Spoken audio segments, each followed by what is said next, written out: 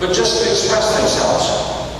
I walked over to them and I visited with them for the simple reason that I had great respect for the courage of their convictions to stand there knowing that some might misinterpret their presence as being inappropriate. I thought their presence was extraordinarily appropriate because it reminded me that in this country we let them do that.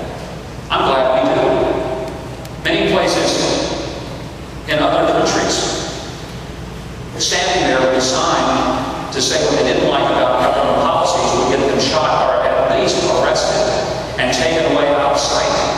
I think it's refreshing we live in a country where those who have a voice of difference and dissidence not only can be heard and seen, but are respected and not manhandled out of the way. That's the civil environment in which we should operate.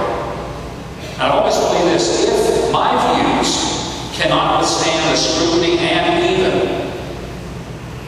the challenge of the views that are polar opposite of mine, then it is not the fault of the challenger. It is incumbent upon me to have a position